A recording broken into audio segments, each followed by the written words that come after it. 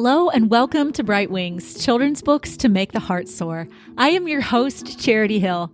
The purpose of this conversation is to help mothers and fathers identify books that will liberate their children to embrace truth, goodness, and beauty. One of my very favorite picture books from childhood is The King with Six Friends by Jay Williams. I loved it as a child, but I have never outgrown this book. Even when I went away to college and when I studied abroad, I would meet people or I would see faces in the crowd and think to myself, oh, they look like that character from The King with Six Friends. And there are some quirky characters. As a young adult, I thought about the main character, King Czar, and what he was like. How could he be deprived of his country, but go on living without resentment? I thought about friendship and mission. And for years, I've thought about the question at the end of the book and what that question means about leadership. Because of this, I even took The King with Six Friends with me after college when I left the U.S. to volunteer and work in Canada. Can you imagine a 20-something toting around a picture book? I know, but I did. And for years, this copy was my family's only copy. But 2 years ago, I opened a book box near a pickleball court in Brenham, Texas, and I found another copy. That was very exciting. Then just last week, on a whim, I was poking around on the website Bookfinder just to see how many used copies of The King with Six Friends I could find out there. I stared at my screen and I looked again because there was a whole column of new copies of The King with Six Friends. And they were being published by a quirky-sounding publisher called Purple House Press. Like the fanatic that I am, of course I called them and babbled with incoherent joy to a kind fellow named Ray, who said, "You'd better talk to my wife."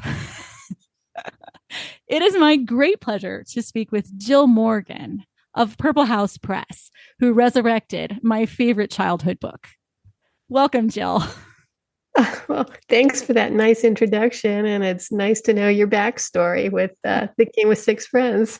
It's such a joy. Thank you for being on here. I'm really looking forward to talking to you about what you do and how you got started. The work that Purple House Press is doing. I mean, I think you're doing something, Jill, that's really unique.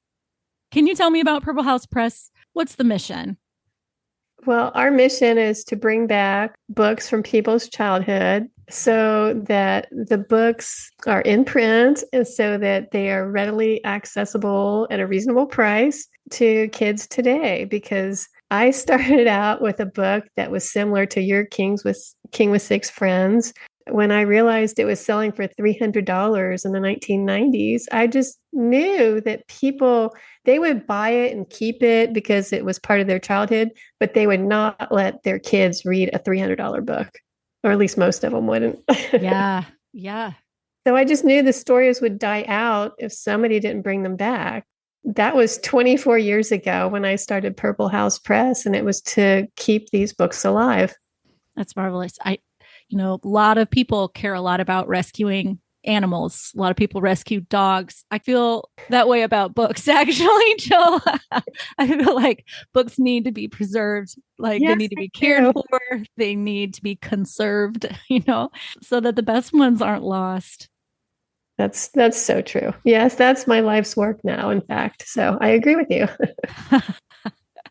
I think that there's probably a lot of interest in novelty, like what's just come out. There are so many good ones out there that aren't as available that we've missed. So I love that you're giving them life to a whole new generation of readers or multiple generations of readers now. Jill, you mentioned this book that was your version of The King with Six Friends. Can you tell me about what was that $300 book that you were seeking? Well, it might explain the name of our company that you said was a quirky name, and it is. And it was named after a book called Mr. Pine's Purple House by Leonard Kessler. It was a book I remember my father reading to me when I was 3 years old. I would sit on his lap and we would go through this book, and I had certain pages that I couldn't wait for them to show up so that we could just count the houses on it. That's sweet. Anyway, so I was 3 years old and I remember reading this book with my father. The book kind of always stayed with me, but then when I was in my 30s, I decided to stay at home with my kids and raise them instead of working as a software engineer. And so one of the first things I started doing was I realized I could collect all my favorite books from childhood on eBay. It was in like 1996, right when it was a brand new company. You could see like who was buying a book and who was selling it. They would show you names. So I could see that one bookseller was buying all the copies of Mr. Pine's Purple House and hoarding them and reselling them one at a time on Abe Books. And so I thought, I got to do something about this. And that was the catalyst. I saw her buying them cheaply and then selling them for $300. No. General public, yes. And so I just thought, well, at the time, like, really, you should edit this out because I probably shouldn't have said some of that. But It's exciting. I was And then like, what happened? well, I was a stay-at-home mom, but I kept buying all these books online and I was spending so much money. And every time I got a book, and if there's a better copy, I'd buy the better copy. So some of these books I had multiple copies of, and I thought, I've got to sell these other books so I can afford to keep buying more books. So I turned into an out-of-print children's bookseller. Thinking, I've got to sell books in order to be able to buy the kind of copies that I want. And so you became an Yes. out of print book or Yeah. shop. Yeah, I did that online for 4 years. And I got to see what other people were looking for, which I'd never thought about before. Freddie the Pig books and that sort of thing. So I just kept a list in my head of what book people were always looking for so that when I Yes. was out searching for books, I could buy them. And then after a few more years, I was thinking like everybody's looking for all the same books. And I just, they're really hard to find. And then I was thinking somebody should reprint these books. And then when I saw what was happening to Mr. Pine, it's like, maybe I should start doing this and start with this book first. So I wrote to the author, Leonard Kessler. I wrote to him at HarperCollins. I wrote to him at the Children's Book Society. And then I found his address in the white pages and I sent him a letter to his house. And he said he got all three letters on the same day. And he said, well, that must be a sign. I have to say yes to this woman because she's just so persistent. Oh, wonderful. So I didn't even have a company. And I Wow. wrote to him and I just said, I'm a big fan of this book. I would like to reprint it. Would you let me do it? And so he said yes. Wow. And he turned out to be such an important person in my life. He was just, he was he was a mentor. Like he taught me the way that things used to be done so that I would know kind of the background of publishing. And he was just very helpful, always encouraging. When I made a mistake, he wouldn't criticize me. He would just, it was just no big deal to him because I made plenty of mistakes.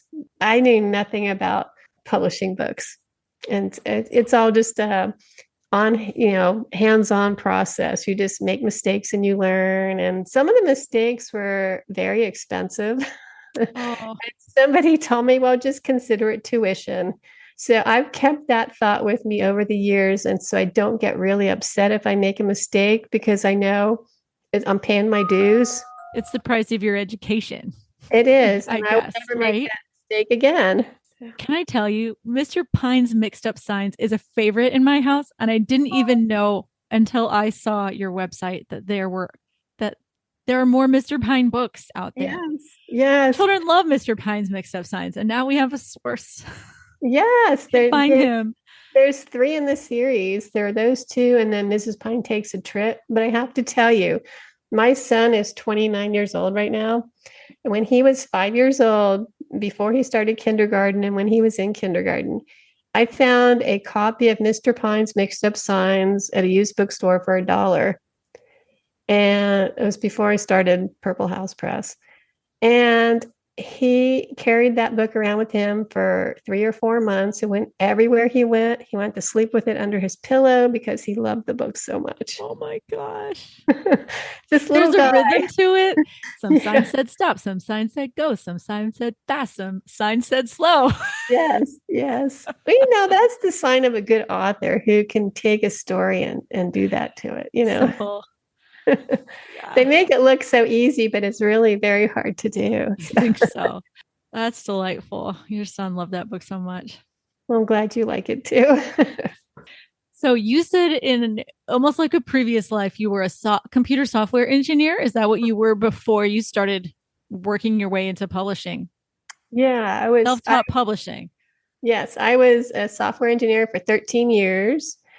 Then and during that time I got married and had a child. When I had two kids, I started thinking that, I only worked 20 hours a week because they let me do that. And I was thinking that one day I just thought that, I wonder how much I actually bring home from this money that I earn. And so I subtracted off all of my expenses, like for car, gasoline, lunches, work clothes, and added it all up and subtracted it from my pay. I was working for less than minimum wage. And my Oh, kids were in sick. daycare. My kids were in daycare 2 days a week for that. So I could earn less than minimum wage. So the very next day I resigned. Oh my gosh. Oh my gosh. And then Pays became to do the math. yeah, well, some people should, it lets you do what you really want to do. Yeah. Have you transferred any knowledge or skills from what you were doing before to publishing? No, No. nothing. I used to work in machine code, so no, nothing. Maybe just the simple idea that a problem can be solved. Well, yeah, I guess there's that, and then like having a flow chart and working through issues that might apply. Maybe so. Boy, your kids and the rest of us are lucky that you decided to take another direction with your life, Jill. Oh, well, thank you. And you know what? We're all much happier. My husband and I are much happier, and my kids were raised in a happier environment. So I think it worked out for everybody. So you mentioned one of the first stories that you published was Mr. Pine's Purple House. Is that the name of it? Yes. What were some more of those earlier choices? Well, I printed 3 books that year. So Mr. Pine's Purple House was our first picture book, and our first chapter book was David and the Phoenix by Edward Orman Droid. That was a book that always sold very well when I had it when I was an out of print bookseller. And then the third book I chose that year was one that used to sell for $500 online, if you could even find a copy. And it was called Mr. Bear Squash You All Flat. And there's a video online from the 1980s of Gary Larson being interviewed on 60 Minutes. And he's telling the producers that this was his favorite book, but he didn't have a copy because it was so expensive or whatever and hard to find. And they surprised him with a copy of the book on air. He wasn't expecting it. And so you see him reading this book like in tears on 60 Minutes. Oh my goodness. Yeah. So it's just the best feeling. I mean, so he is like, so that was his King with Six Friends. That was his Mr. Pine's Purple House. It's like we all have that one special picture book, and so I get to bring those picture books back to people. I just want to hear as many stories as you want to tell. So I just love that. I love the idea finding the gem and publishing it and making Well, people have you happy. heard So of Twig, the book called Twig? no, Oh, no, just you've from your got to site. read it. You've got to read it. It's the perfect book for like 6 to 8 year old, Mm. especially little girls, but little boys would like it too. It's just a very old fashioned story about a little girl growing up in a tenement house in Chicago. Mm. And it's probably in the 1930s because it was written in the early 1940s. And it's just a magical story about how she looks down on the dirt yard there's like a square, like a little yard, and there are tenement houses on all 4 sides. And so she can see down into the ground from her house. And she sees a little stream of drain pipe water and a dandelion. And that's the only thing that's in the backyard. And so she takes down like a tomato can and a stick of gum. And the tomato can becomes a house for fairies, and the stick of gum is a little bridge over the water. And then somehow she all of a sudden she is the size of a fairy, and the uh, the tomato can is big like a house. I don't remember how it happens in the book, but it's just her adventures And and she's sort of playing in this landscape right. that she's created. Yes. So she created it for like dolls or fairies or whatever, and then all of a sudden she is the size of a fairy, and it's her world. And so it's just what happens to her that one day, and it's just a very magical story.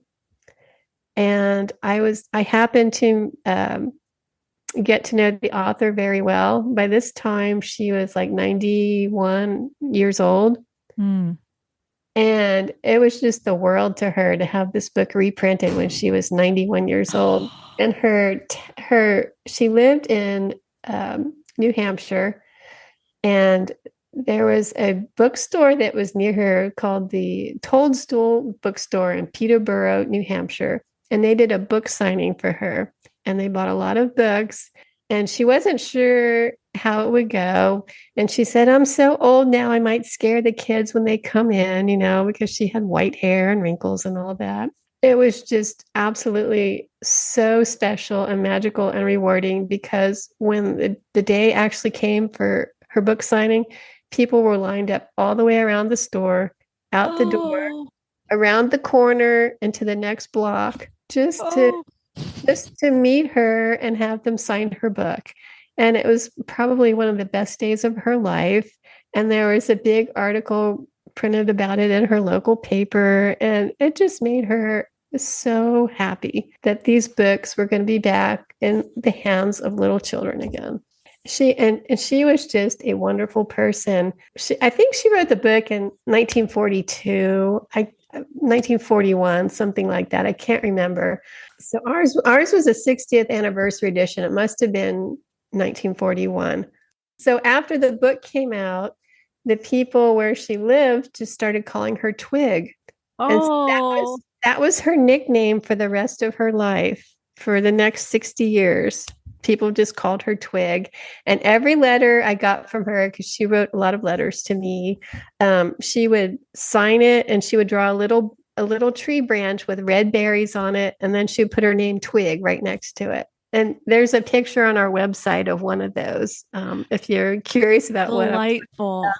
Yeah. How happy she must have been at the end to know that the beauty she'd added to the world was going to keep on Yes. going. Yes. Yes. I think during the WPA program, she was one of the artists that did murals. And I think she painted murals in libraries. So she brightened lives that way too. Oh, wow. I don't really get to know our authors as much now as I did when we were first starting out, but that was such a big deal to me. Like getting to know Leonard Kessler. Like I went to visit him several times in Florida, uh, Yes.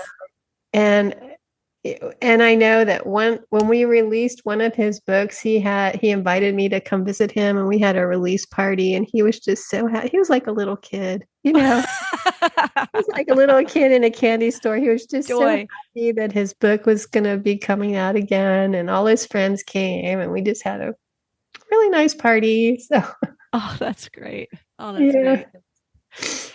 he was a really special man. He died a few years ago at the age of 101. So I Wow. had him in my life for quite a while. Yeah. Wow. I was very lucky. We stayed in touch for probably about 15 years.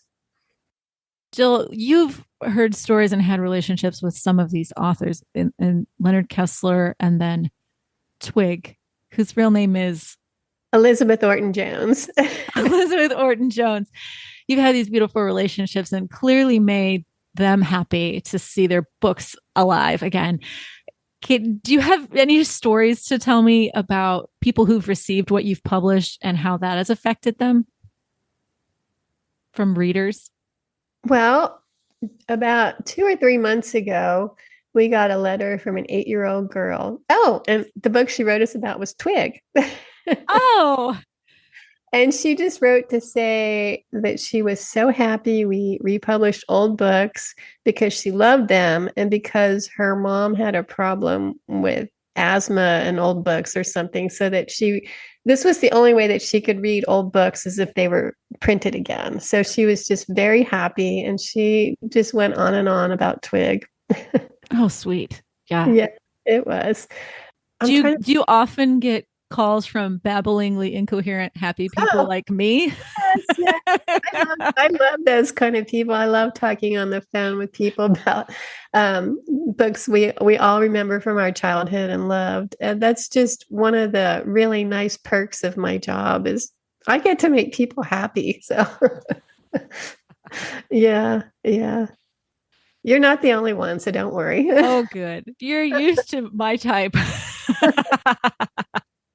That's great. I have to tell you, it was such a joy to dive into your website and see all the things that you're publishing. So there are some favorite children's books in the Hill family. For example, my daughter, who's 10, has been going through a stage for about 6 months now where she'll pull stacks of picture books off the shelf. And she loves to wake up early when no one else is awake and read through picture books. She's a great reader. She can read complex text. She kind of has been saying lately, like, no, I don't want to read that. That's too easy if we suggest, a middle grade novel to her. She enjoys Trent and Lee Stewart very much. And I'm trying to get her to read actually something other than rereading Trent and Lee Stewart, as good as he is, but just for the sake of a little bit of diversification of her books. So, but it's like she wants to reconnect with all the narratives from when she was younger before she hits a period of maturation. I just wonder if this is what's kind of behind her reading these stacks of picture books. It's really beautiful. I actually did the same thing when I was a similar age growing up. So she's reading these stacks of picture books and she says to me one evening before bed, Mama, I'm putting aside certain books that I want you to get copies of so that I can have them when I leave home. Oh, that's so sweet. I know. And some of them we have found on your website. So we were really excited when I was kind of doing a deep dive on your website. I saw that you'd published Miss Susie, which is illustrated, I believe, by Arnold Lobel. It is. And it's about squirrels and some brave toy soldiers that my son really likes. Mm-hmm. And we read that hundreds of times, it felt like, when they were 3 and 4. And then again, Mr. Pine's Mixed Up Signs. And those are fun and they sort of warmly satisfy your heart. You're preserving works that it would be really sobering if they went extinct. So, for example, I believe the author's name is pronounced Margot Bensary Isber. She wrote The Ark, which is a book about post-World War II Germany and how people had to go on living and getting along, even though they had been enemies. And even though everyone was quite in a state of quite dire poverty and need. The interesting thing about this book is that it's a perspective that I've rarely considered. People have discovered they have survived and they have to live with themselves. They have to live with their neighbors. And this means they have to go on living and they have to figure out how to forgive and rebuild. People need to forgive each other. People need to forgive themselves. And then the terribly practical work of just putting structures back together. I had kind of wondered what that was like, but never had I read any fiction on that topic until I met this book through you called The Ark. It's a unique point of view that I had never read either when I was growing up. So I only found this book maybe 10 or 15 years ago. I found out about it and it took a while to get the rights, but I'm glad we do have them back. We have that book and its sequel back in print because it's one big, long, continuous story. So. Mm-hmm. What's the sequel called again? Rowan Farm. Rowan Farm. That's right. It picks up a few days after the previous book ends. I love that story. My listeners know that I also write the family supplement for Well Read Mom, a National Women's Book Club. And one of the selections that we read was The Ghost Keeper by Natalie Merill. And it's a story of a Jewish man who is friends with a non-Jewish figure in, I believe, Austria. And this figure is kind of ambivalently good. He does some things that are good, but he also cooperates with the Nazis. It's a story about rebuilding after terror and betrayal. And it's also a novel about forgiveness. And so I paired The Ark with that book because I thought, here's a book that deals with some of the same notions as The Ghost Keeper in a psychologically appropriate way for kids, for teens. Gives a mature perspective on post World War II Germany. Yeah, that's an interesting combination. Yeah, all of that. All of that is to say is that you're publishing these delightful picture books, delightful, interesting, imaginative, well-written picture books, and you're making them available to a whole new generations of readers. And that's lovely. But you're also publishing these historically significant perspectives that help our children to mature. And if you weren't doing it, they may be lost. But let's turn the topic a little bit. Jill, I wonder, could you give us a bit of a sneak peek into what Purple House Press is publishing next? Well, we have a lot of books in the works and they're on our website under upcoming books. But I also have contracts on books that I've had for a while that I just really need to get out there.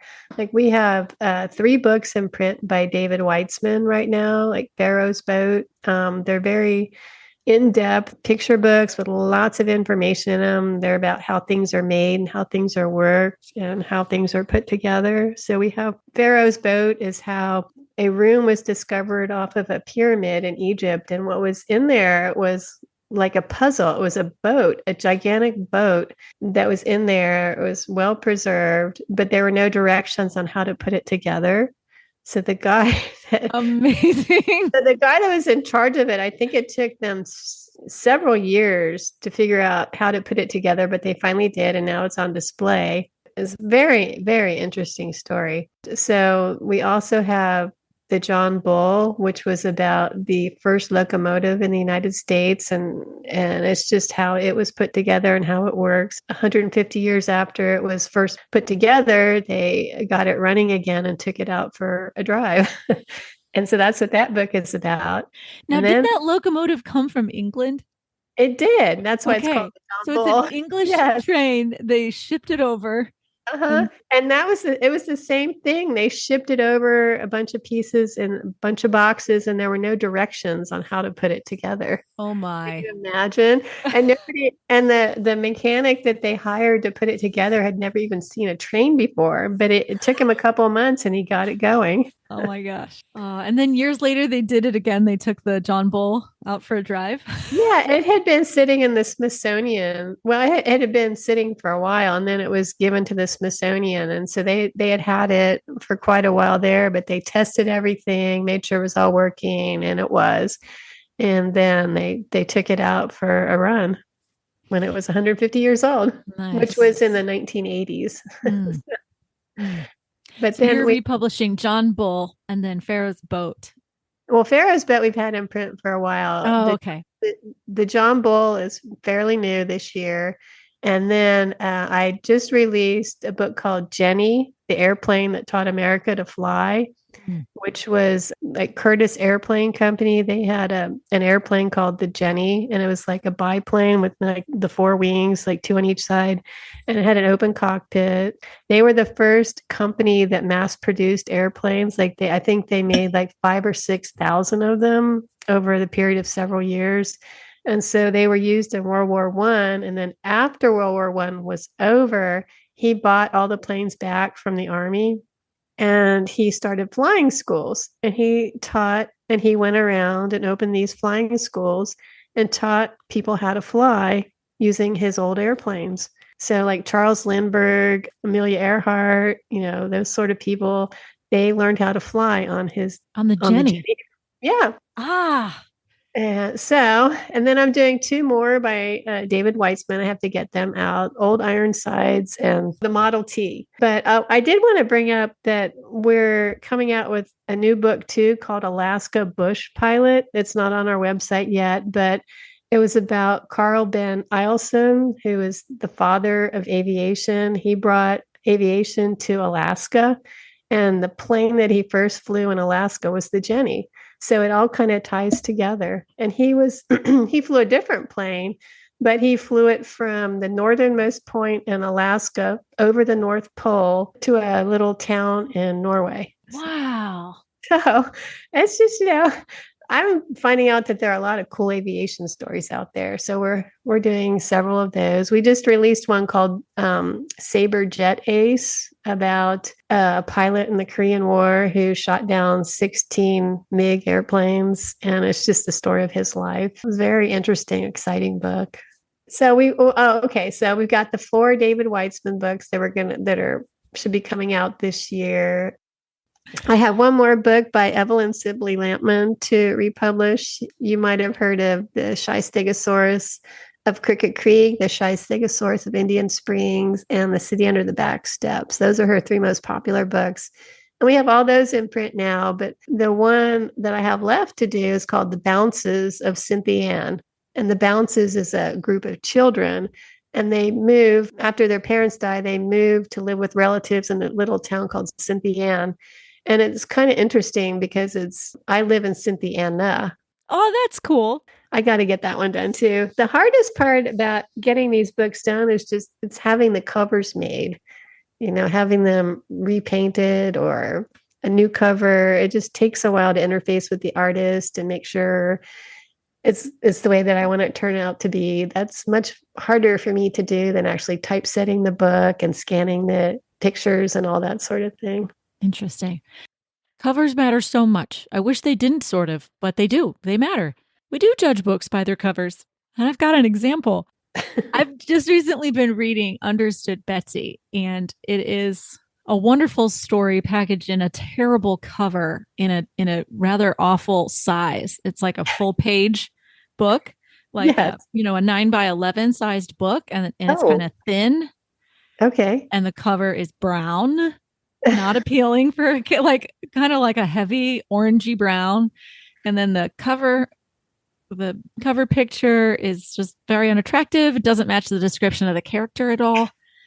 And there's a quote on the back that seems to be truly selected at random from inside the book. It doesn't tell you a thing about the book on the back cover. I love the story, and I can see through, I don't judge a book by its cover. And so Right. I actually am really enjoying reading it with my daughter. I read it, and then we're reading it aloud together. But I couldn't get her to read it on her own. She was not attracted to it whatsoever. I did start reading it to herself, though, once I'd gotten her into the book, about 3, 4 chapters. And she really enjoyed it. And she even saved the last few chapters for us to read together. But I think the work of redesigning the covers can be significant. It can be a life or death matter for some books. Just You make it don't more want people to appealing. reject a great book because it isn't dressed for the party. Yeah. Well, it's funny that you bring up that book because you mentioned it the other day, and I told you, oh, I just did the cover for that book last night. And our new cover, I think it's attractive. It's got the girl, Betsy, Elizabeth Ann, whatever you'd like to address her by. It's got her on the cover with her dog Shep. So yeah. And I have the book typeset now, and it's come back from our proofreader already. So we're hoping to release it very soon. That's great. That's right. I was hoping that you would bring up that book and the cover that you're making for it. I think your new cover is going to give that book a chance to be loved. But I am updating all of the hyphens so that they match what we see today, because like snowbank is one word, not 2 words hyphenated. Hyphenated, right? I think it's just going to make it easier for kids to read, and it will probably help them with their spelling, I think, so that they won't see something and think it's right when it's really wrong. You know what I mean? Oh, yeah. Yeah. I So, had to, but it's funny because of the vocabulary in that book. I had to explain last night that the word AWL. So Uncle Henry is fixing a bridle, and he uses an AWL, an all. mhm. And my daughter was wondering if that was a misprinted word.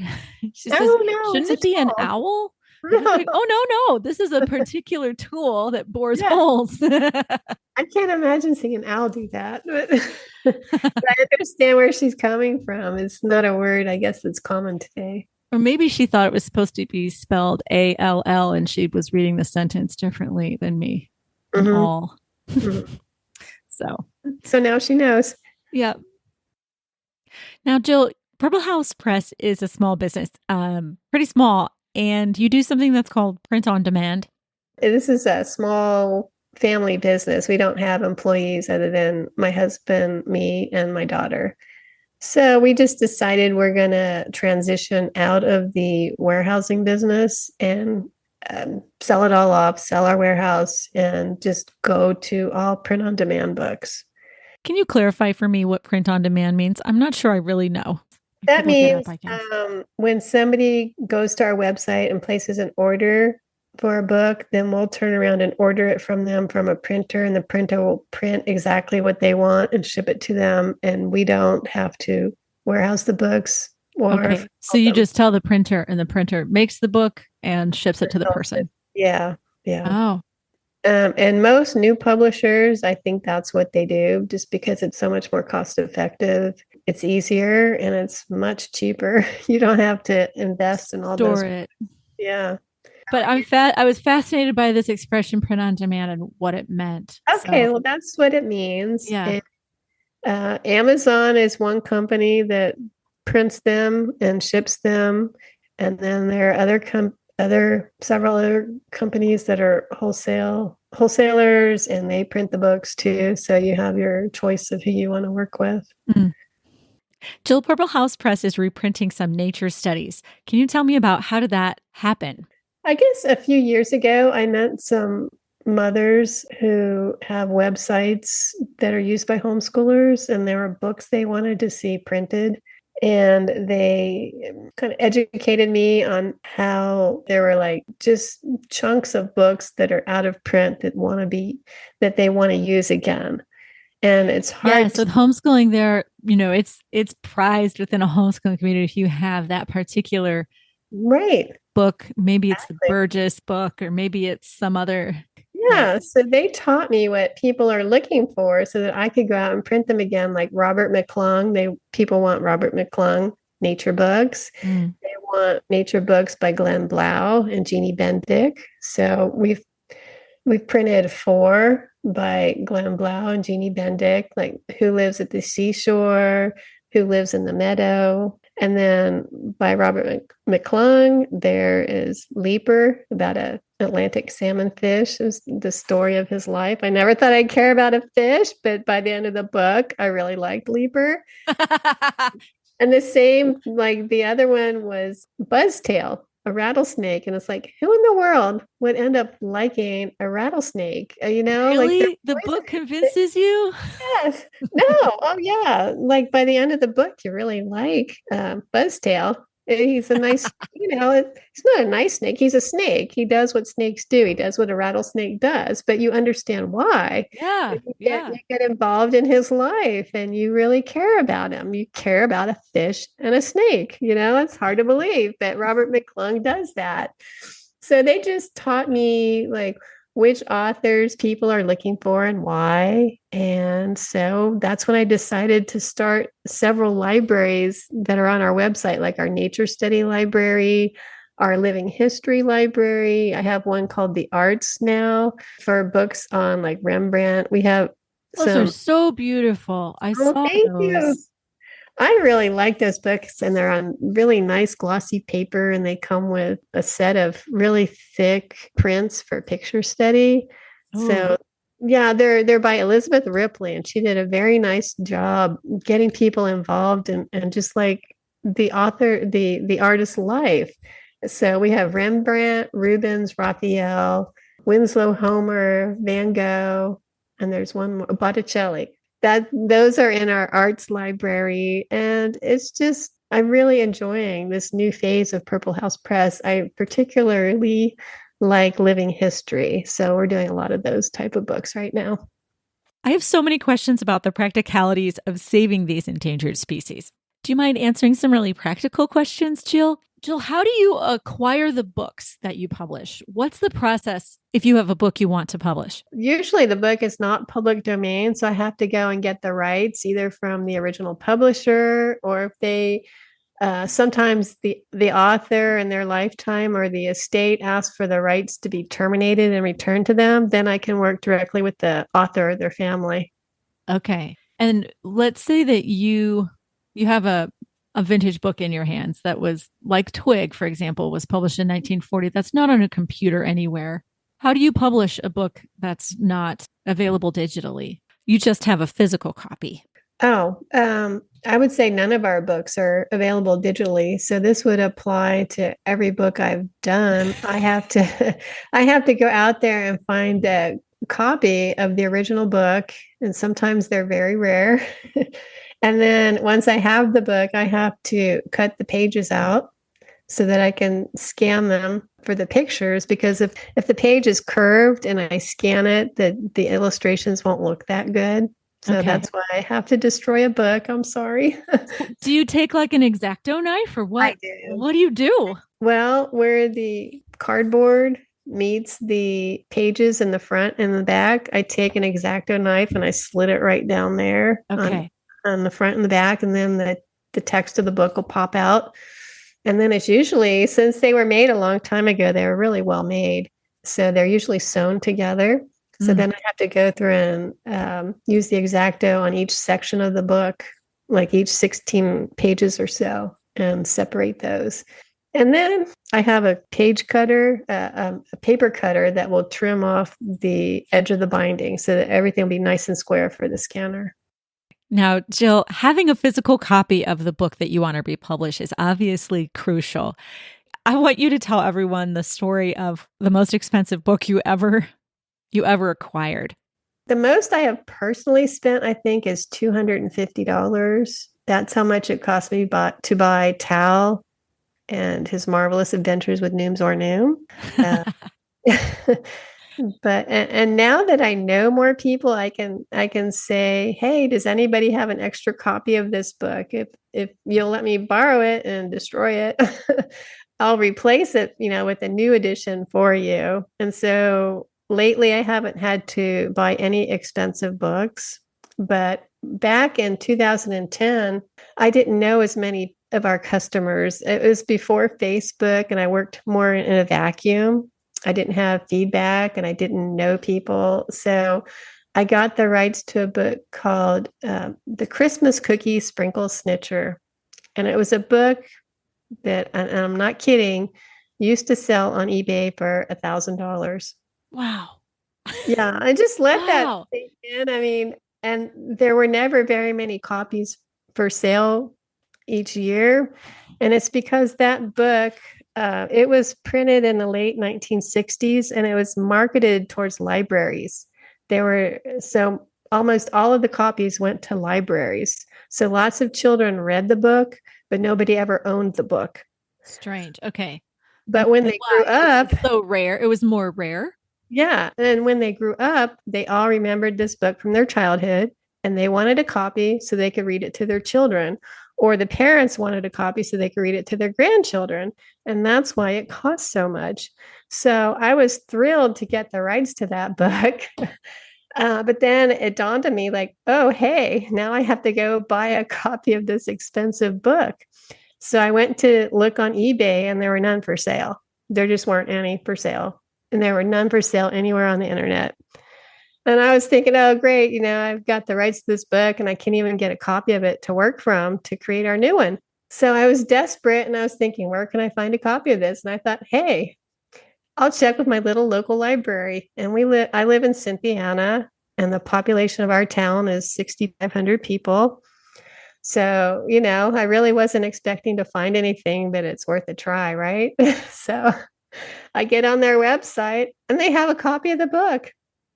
Oh So my gosh. I called them and said, At your local library yes, my in your little local town. library. Yes, in my little town in rural Kentucky, this little town had a copy of the book. And they had it stored with all their Christmas books. And so they kept those in a different room and they only brought them out at Christmas time, I guess because space was an issue. Mm. So I called them up and spoke with the head librarian and I told her what I was doing. And I said, this is a really expensive book. I can understand if you want to sell it, to get the money to help your library. And she said, oh, no, no, no, we'll give it to you. No charge. It's just yours. And she said, and when you have a new copy, just give us a new copy back and we'll have that book for next Christmas. So my little local library saved me $1,000 and just gave me the book out of the kindness of their hearts so that readers all around the world could have this book again. That is such a delightful story. That's such a great story. Kind of Thank you. And it's just, restores your faith it in the does. goodness It really of does. people. I was so appreciative. I really was. Because I've never spent that much money on a book, and I hope I never have to. Jill, as your network of friends and supporters has grown with Purple House Press, people are starting to understand that in order to republish a book, you need a physical copy, like you were just talking about. Would you tell me the backstory of acquiring Saber Jet Ace by Charles Coombs that you mentioned earlier in the podcast? Can you tell me the story of acquiring that book? Because it's also very beautiful. I have lots of stories, but I have to tell you this one too. I was contacted by a homeschool mom several months ago, maybe 3, 4 months ago. And she said, I have this really rare book that you might be interested in. And if you want to do the book, I'll give you my copy. And she went to tell me the background. And I have a lot of people do that. And I look into it, and it's a book I can't do. It really isn't rare, and you can get it for $10. It's like readily available. But she said that this book is really rare. It's hardly ever for sale. There aren't any copies online now anywhere. And she said, and when it is online, it's always $500. And it's Saber Jet Ace by Charles Coombs. And so I thought, okay, well, I'll look into this and I'll get back to you. And I looked into it and I decided we could do the book. And I let her know. And she mailed it to me and just gave it to me, because she said she and her son talked it over, and she said her son loved this book so much that he was willing to give up his copy so that other children in the world could read the book like he did. And how nice, how nice is that? I mean, they're not thinking of themselves at all. They're thinking of everybody else.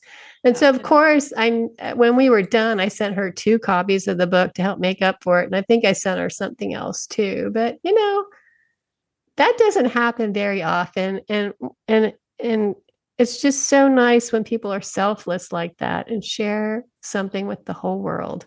Yeah. And if you look, there are still no other copies online. It's just our book. It's yours. Yeah. There are no used copies anywhere. And if you hadn't published it, it would be extinct. It's also a great story, Jill, I think, because it shows how what you're doing also creates relationships around reading. Now this book is back in the world because of this boy's generosity and your commitment to publishing beautiful books. Jill Morgan, thank you so much. I'm so glad and so grateful for the work that you and your family are doing with Purple House Press, making beauty and goodness available where it might have faded away. So thank you so much for this conversation and for all the work that you invest in books and in children. Well, I'm really glad you found us, and thanks for putting it that way. It's very nice to hear somebody say that.